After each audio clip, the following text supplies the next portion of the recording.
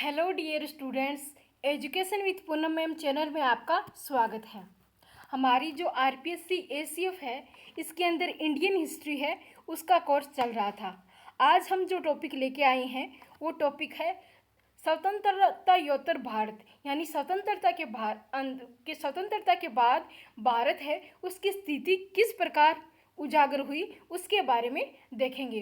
तो जो Indian history है इसका जो कोर्स है हम आपके लिए लेके आए हैं, और आरपीएससी एसीएफ के अंदर जो सिलेबस इंडियन हिस्ट्री का दिया गया है उसी सिलेबस के आधार पर हम ये कोर्स है ये लॉन्च किया है हमने आपके लिए बिल्कुल फ्री ऑफ कॉस्ट। तो आप इस कोर्स को कंप्लीट कीजिए और ज़्यादा से ज़्यादा अपने फ्रेंड्स के साथ शेयर कीजिए और लेक्चर कंप्लीट कीजिए। तो जो आज का जो हमारा टॉपिक है वो है स्वतंत्रता के बाद जो भारत की स्थिति है वो किस प्रकार हमें देखने को मिली, और उसके बाद जो आज का हमारा टॉपिक है वो है स्वतंत्रता के बाद जो भारतीय अर्थव्यवस्था थी उसके अंदर किस प्रकार जो विकास हुआ, कौन कौन सी जो समस्याएं हैं वो देखने को मिली, वो इस लेक्चर के अंदर हमें डिस्कस है वो करेंगे। तो चलिए जो आज का लेक्चर है वो स्टार्ट करते हैं। स्वतंत्रता के पश्चात भारतीय अर्थव्यवस्था की समस्याएं। तो स्वतंत्रता के पश्चात भारतीय अर्थव्यवस्था की समस्याएं कौन कौन सी थी उसके बारे में देखते हैं कि स्वतंत्रता के पश्चात भारत के समक्ष सबसे बड़ी चुनौती थी भारतीय अर्थव्यवस्था को उपनिवेशिक विरासत से मुक्त करना। तो जिस प्रकार जो अंग्रेज थे जिसने भारत पर अधिकार करके अपने अनुकूल जो अर्थव्यवस्था है वो चला रहे थे, जो जितना भी पैसा था वो ब्रिटेन लेके जा रहे थे और भारत का शोषण कर रहे थे एक उपनिवेश के रूप में। तो जो भारत के अंदर जो उपनिवेशिक अर्थव्यवस्था विद्यमान थी उस अर्थव्यवस्था को किस प्रकार मुक्त करना था भारत से, सबसे बड़ी चुनौती स्वतंत्रता के पश्चात ये भारत के सामने आई। अर्थव्यवस्था और समाज दोनों उपनिवेशवाद के द्वारा क्षतिग्रस्त कर दिए गए थे। तो हमारी जो देश की जो अर्थव्यवस्था थी और जो समाज था उसको जो उपनिवेशवाद है उसने एकदम नष्ट कर दिया था, क्षतिग्रस्त कर दिया था, जिससे जो उसको पुनर्निर्माण करना भारत के लिए बहुत ही जरूरी हो गया था। इसलिए जो स्वतंत्रता भारत को मिली उसके पश्चात सबसे बड़ी समस्या है वो अर्थव्यवस्था और समाज की हमारे सामने देखने को मिली। कृषि के क्षेत्र में समानती संबंध कायम थे तथा भूमि का असमान वितरण था और साथ ही कृषि अविकसित दशा में थी। तो जो भारत के अंदर जो कृषि विद्यमान थी, जो अंग्रेज थे उन्होंने उनका इतना शोषण किया था कि ना तो कृषि अच्छे से डेवलप हो सकी और ना वहाँ के किसान है वो कृषि की तरफ आकर्षित हुए, क्योंकि अगर वो कृषि करते तो उनको बहुत सारा जो कर है वो देना पड़ता। इसलिए जो किसान है वो कृषि की तरफ नहीं गए और जो लोग कृषि की तरफ थे उनकी बहुत ही दयनीय स्थिति थी, और जो लोग कृषि कर रहे थे उनकी दशा है वो बहुत ही बुरी थी। और जो किसानों को थोड़ी बहुत जो फसल होती थी तो जो सामंती व्यवस्था थी, जो जमींदारी थी और अंग्रेज ये लोग उन किसानों से अच्छे से कर वसूल करते थे, जिससे उनकी जो स्थिति है वो और भी खराब रही और करारोपण पद्धति उचित नहीं थी। तो जो किसान था उस पर इतने कर लगाए जाते थे कि अगर फसल अच्छी ना भी हो रही हो तो भी उसको कर्ज लेके कर है वो देना पड़ता था। इसलिए जो किसान है वो कृषि को बहुत ही कम करने लगे और जो मजदूरी का कार्य है वो करने लगे और ऐसी कृषि करने लगे जो अंग्रेजों ने सजेस्ट किया। अंग्रेजों ने कहा कि आप इस कृषि को कीजिए। समाज के कमजोर तबके को सबसे अधिक कर देना पड़ता था। तो जो समाज के जो निचले स्तर के लोग थे जो मजदूरी करते थे, कृषि करते थे, उनको सबसे ज़्यादा कर है वो देना पड़ता था। तो कृषि के क्षेत्र में सामंती संबंध कायम थे तथा भूमि का असमान वितरण था और साथ ही कृषि अविकसित दशा में थी। कारारोपण पद्धति उचित नहीं थी। समाज के कमजोर तबके को सबसे अधिक कर देना पड़ता था। आगे देखते हैं, भारत में आधारित संरचना का विकास नहीं हुआ था, उद्योगों के क्षेत्र में पिछड़ा हुआ था, इस कारण कृषि पर जनसंख्या का झुकाव अधिक था। तो भारत के अंदर जो आधारित जो संरचना है उसका अभी विकास नहीं हुआ था और ना ही भारत के अंदर उद्योग जो क्षेत्र था वो डेवलप था। उद्योग क्षेत्र बहुत ही पिछड़ा हुआ था। इसलिए जो भारत की जनसंख्या है स्वतंत्रता के बाद कृषि की ओर अग्रसर हुई और सभी ने जो कृषि है उसको अपना जो व्यवसाय है वो बनाना शुरू कर दिया।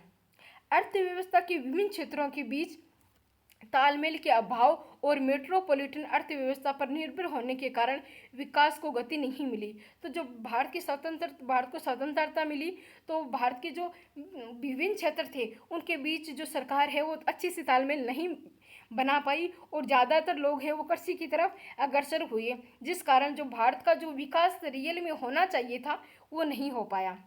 भारत के आर्थिक विकास के लिए भारत का औद्योगिकरण आवश्यक है, किंतु औद्योगिकरण के लक्ष्य को प्राप्त करने के लिए कृषि अर्थव्यवस्था में सुधार आवश्यक था।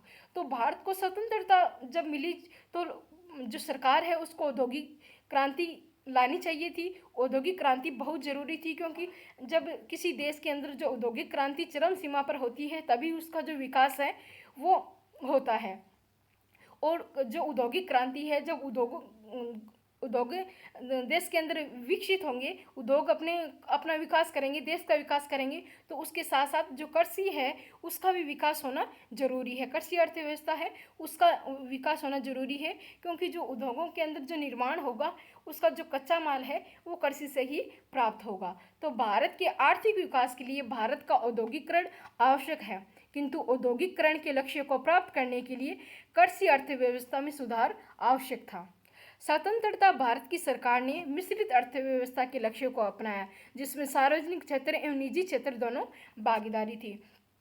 तो जो भारत है उसने जो अर्थव्यवस्था है उसको अपनाया वो थी मिश्रित अर्थव्यवस्था की, यानी कि जो भारत है वो कुछ फैसले खुद करेगी, यानी सार्वजनिक जो क्षेत्र था उसके अंदर इन्वेस्ट करेगी और कुछ जो निजी क्षेत्र हैं उनको भी इसकी स्वतंत्रता है वो देगी। तो ना तो पूरा सरकार के कंट्रोल में होगा जिसको सार्वजनिक क्षेत्र कहा जाता है, और ना ही जो निजी क्षेत्र है उसके कंट्रोल में होगा जो पूंजीवादी अर्थव्यवस्था है वो होगा। तो भारत ने दोनों को मिलाकर एक मिश्रित अर्थव्यवस्था का लक्ष्य है वो रखा स्वतंत्र भारत के बाद, जिससे देश के विकास में जो अच्छा है योगदान हो, जो बड़े बड़े लोग हैं जिनके पास बहुत पैसा है वो भी अच्छे से विकास कर सके, और जो नीचे के तबके के लोग हैं वो भी जो अच्छे से अपना जो जीवन यापन है वो कर सके।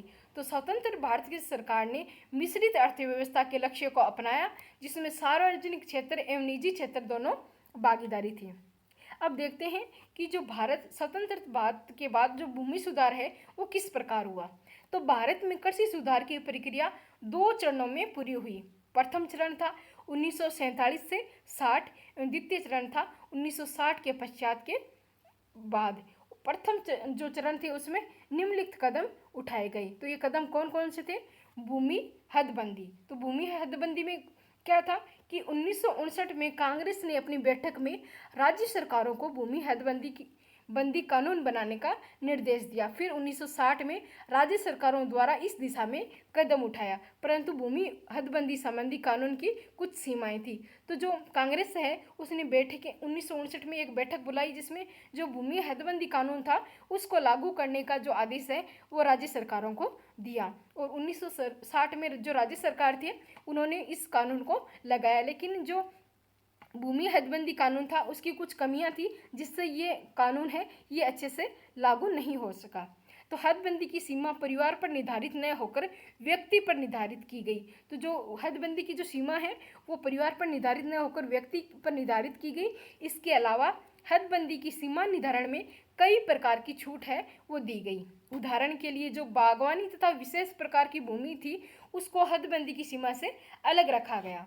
तो हदबंदी की सीमा परिवार पर निर्धारित न होकर व्यक्ति पर निर्धारित की गई, और इसके अलावा हदबंदी की सीमा निर्धारण में कई प्रकार की छूट दी गई। उदाहरण के लिए बागवानी तथा विशेष प्रकार की भूमि हदबंदी की सीमा से अलग रखी गई। जो हदबंदी है इसके नियमों के क्रियान्वयन में अत्यधिक जो विलम्ब है वो किया गया, जिसके परिणाम स्वरूप लोगों ने अपने संबंधियों के नाम पर बेनामी हस्तांतरण कर दिया। तो जो हदबंदी है इसके नियमों को लागू करने में जो बहुत ज़्यादा समय ले लिया गया, जिसके परिणाम स्वरूप जो लोग थे उन्होंने जो अपने नाम जो भूमि थी उनको अपने संबंधियों के नाम से ट्रांसफ़र है वो कर दिया था। अब देख रहे नेक्स्ट है बिचौलियों का अंत। तो जमींदारी व्यवस्था के उन्मूलन पर अधिक बल दिया गया, जिसे बिचौलियों को समाप्त कर किसानों के साथ सीधा संपर्क किया जा सके। तो जो बिचौलिया का अंत है, जो जमींदारी व्यवस्था है उसके तहत जो जमींदार है उसको इस जो व्यवस्था है इसके अंतर्गत जो बिचौलिया है वो रखा जाता था, और जो किसान से जो जमींदार है वो कर लेता और जो अंग्रेजों को देता था। लेकिन जो भारत सरकार है स्वतंत्रता के बाद इस बिचौलिए का अंत करने के लिए जो बिचौलियों का अंत है ये जो व्यवस्था है ये लागू की। स्वतंत्रता प्राप्ति के समय भारत में 3 प्रकार के काश्तकारी प्रथा प्रचलन में थी: जमींदारी प्रथा, रियतवाड़ी प्रथा और महलवाड़ी प्रथा, जिसमें जो ये कर है वो जमींदार के तहत सीधा किसान के तहत जो अंग्रेजों को ये कर है ये दिए जाते थे। ये तीनों प्रथाएं कृषि उत्पादन एवं उत्पादकता में बाधक थी, इसलिए सरकार ने सर्वप्रथम इन्हें समाप्त करने का निर्णय है वो लिया। 1955 ईस्वी तक लगभग सभी राज्यों के अधिनियम पारित किए जा चुके थे। इन अधिनियमों के अधीन अब तक 153 लाख हेक्टेयर भूमि भूमिहीन कृषकों को वितरित की जा चुकी थी। इन प्रयासों के परिणाम स्वरूप 2 करोड़ कृषकों का राज्यों से सीधा संबंध है वो स्थापित हो गया। तो इसके तहत जो जिनके पास भूमि नहीं थी, भूमिहीन जो कृषक थे, उनको सरकार ने जिनके पास बहुत अधिक भूमि थी उनसे लेकर जो 153 लाख हेक्टेयर जो भूमि है वो भूमिहीन कृषकों को दी गई, और इस प्रकार जो 2 करोड़ कृषक है वो सीधे राज्यों के संबंध में है वो स्थापित हुए। नेक्स्ट है भूमि चकबंदी। तो चकबंदी की प्रक्रिया के अंतर्गत भूमि स्वामित्व में बदलाव करते हुए छोटे खेतों कल बड़े खेतों में बदला जाता, छोटे खेतों को बड़े खेतों में बदला जाता। ब्रिटिश काल का दुष्प्रभाव था भूमि का विखंडन, इसके कारण उत्पादन में ह्रास हुआ। भारत में चकबंदी उत्तर प्रदेश, हरियाणा, पंजाब में सफल हुआ, अन्य क्षेत्रों में नहीं। तो जो भूमि चकबंदी है वो लागू किया गया कि जो छोटे छोटे खेत हैं उनको जोड़कर उन्हें बड़े बड़े खेतों में बदला गया, क्योंकि जो छोटे खेत होते हैं उनका जो उत्पादन है वो कम होता है, उनके उत्पादन में जो ह्रास है वो देखने को मिलता है। लेकिन जो भूमि चकबंदी है वो सबसे ज़्यादा सफल उत्तर प्रदेश, हरियाणा और पंजाब में रही। नेक्स्ट है काश्तकारी सुधार। तो काश्तकारी सुधार रियायतों की सुरक्षा के लिए लाए गए थे, परंतु काश्तकारी सुधारों से सार्वधिक विध्ययन एवं उनके क्रियान्वयन में विभिन्न राजनीतिक परिस्थितियों के कारण जो भिन्नता है वो देखी जा सकती थी। तो जो काश्तकारी सुधार हैं उनके उद्देश्य कौन कौन से थे? तो प्रथम उन रियायतों की सुरक्षा तथा भूमि पर उनकी दखल को मान्यता देना जो एक लंबे अंतराल से भूमि को जोतते आ रहे थे। दूसरा था भूमि लगान की रकम सकल उत्पादन से 1/4 से 1/6 भाग निर्धारित करना। रियायतों का भूमि पर कुछ नियंत्रण के साथ स्वामित्व स्वीकार करना। और जो काश्तकारी सुधार है उसकी सीमाएं कौन कौन सी थी? तो वस्तुत इन सुधारों के द्वारा रियायतों को सीमित सुरक्षा प्राप्त हुई। अधिकतर राज्यों में लगान की राशि अधिकतम रूप में सुनिश्चित की गई, और जो सकल उत्पादन था उसमें 20 से 25% से लेके 25% से लेके 40% तक है वो कर दी गई थी, और दूसरे रियायतों का भूमि पर स्वामित्व है वो दे दिया गया। अब जो कृषि सुधार है उसका द्वितीय चरण, इसमें 1960 के पश्चात कृषि सुधार का द्वितीय चरण है वो प्रारंभ हुआ, और इस तकनीकी का विकास पर बल दिया गया। तो जो इसे तकनीकी है उसको जो लाया गया जिससे जो कृषि क्षेत्र है उसमें विकास हो। हरित क्रांति, तो 1960 के अंदर जो हरित क्रांति है उसको लाया गया, तकनीकी का जो विकास किया गया, जो कृषि कार्य है उसमें तकनीकी को ज़्यादा महत्व है वो दिया गया। जो हरित क्रांति के जो जनक हैं वो है नॉर्मन ई बोरलॉग, ये हरित क्रांति के जनक हैं। हरित क्रांति के लक्ष्य, तो हरित क्रांति के लक्ष्य कौन कौन से थे? हरित क्रांति का लक्ष्य था कृषि उत्पादकता में वृद्धि, संरचनात्मक परिवर्तन, नवीन कृषि उपकरणों का प्रयोग, बहुफसली कार्यक्रमों को प्रोत्साहन, नवीन कृषि उपकरणों का प्रयोग, पौधे संरक्षण, उन्नत बीज आदि का प्रयोग। ये जो कृषि उत्पादकता है उसमें हरित क्रांति का लक्ष्य रखा गया था। अब देखते हैं हरित क्रांति के प्रमुख घटक कौन कौन से थे। तो अधिक उपज देने वाली फसलों का प्रयोग, आधुनिक कृषि उपकरणों का प्रयोग, रासायनिक उर्वरकों का प्रयोग, भंडारण एवं विपणन, कृषि खाद्य की उपलब्धता। अब देखते हैं हरित क्रांति से क्या क्या लाभ है वो देखने को मिले। तो कृषि का व्यवसायीकरण किया गया, भारतीय कृषक के आत्मविश्वास में वृद्धि हुई, अधिक उत्पादनों और खाद्यान्नों में आत्मनिर्भरता की ओर, अतिरिक्त रोजगार अवसरों में भी वृद्धि देखने को मिली। हरित क्रांति की असफलताएं क्या थी? किस प्रकार जो हरित क्रांति है वो कई क्षेत्रों में सफल और कई क्षेत्रों में असफल रही। तो सिंचित भूमि तक ही ये केंद्रित थी, गेहूं की फसल तक ही ये जो सीमित थी, क्योंकि हरित क्रांति आने के बाद जो गेहूं है उसमें जो अच्छा खासा उत्पादन है वो देखने को मिला। कृषि मजदूरों की बेरोजगारी में वृद्धि और असंतुलित कृषि विकास देखने को है वो हरित क्रांति के अंदर मिला। तो डियर स्टूडेंट्स, ये था हमारा आज का टॉपिक। स्वतंत्रता के बाद जो भारतीय अर्थव्यवस्था है उसने किस प्रकार विकास किया और कौन सी चुनौतियां हैं वह भारतीय अर्थव्यवस्था को देखने को मिली। तो आपको ये लेक्चर कैसा लगा आप कमेंट करके हमें ज़रूर बताएं। आप मेरे channel education with Poonam ma'am को सब्सक्राइब कीजिए, शेयर कीजिए, लाइक कीजिए और ज़्यादा से ज़्यादा अपने फ्रेंड्स को इसको पहुंचाइए जिससे उन्हें भी फ़ायदा है वो मिल सके। इसकी PDF आपको टेलीग्राम पे मिल जाएगी। टेलीग्राम का लिंक है वो डिस्क्रिप्शन में दिया गया है।